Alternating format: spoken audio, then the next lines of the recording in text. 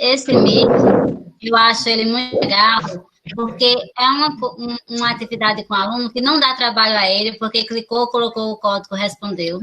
Você tem a noção da pergunta, por exemplo, 10, 15 pessoas responderam. Para a maioria, essa inclusão digital é um grande desafio. Você tem noção do pensamento deles em relação, no caso, a gente colocou inclusão digital, mas poderia ser alguma coisa social, alguma coisa referente ao trabalho, alguma coisa referente à matemática, biologia, a disciplina que for, em forma de gráfico para trabalhar. Eu acho esse Meet sensacional. Você pode falar do retorno, né? Pode falar do retorno.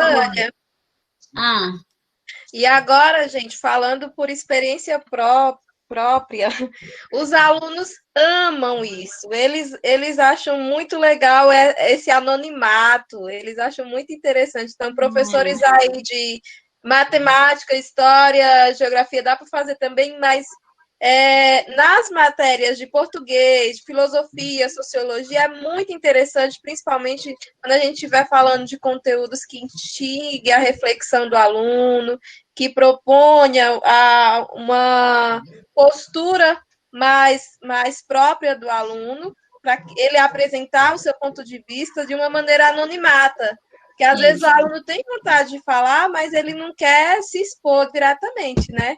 E de uma coisa, assim, um trabalho muito interativo, gostoso de ser visualizado, que não é cansativo. Você jogou uma coisa dessa na mídia e as pessoas olham com um olhar diferente. Então, assim, é isso que eu estou falando, dessa interação que o aluno está precisando, de atividades assim.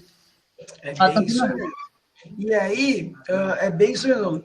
E aí você pode chegar agora para saber o que seus alunos estão pensando do retorno presencial ou não, né? Eles não precisam ficar se expondo. Você pode pedir para a família, olha, você preenche, e a sua família também coloca para a gente. Exato, boa, Elias.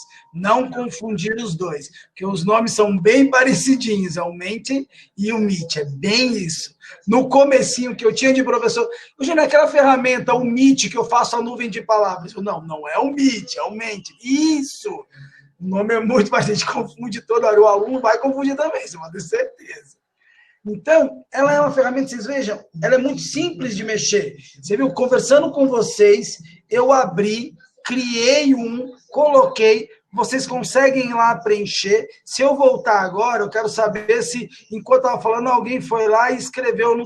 Eu coloquei como teste, quero dar uma olhada, vou dar uma olhadinha, ver como ela está caminhando ou não. Olha lá, já tiveram 2 pessoas que entraram e escreveram, sem precisar se expor, isso que é o mais legal. Eu consigo saber esse feedback. Imagina vocês dando uma aula para o seu aluno e põem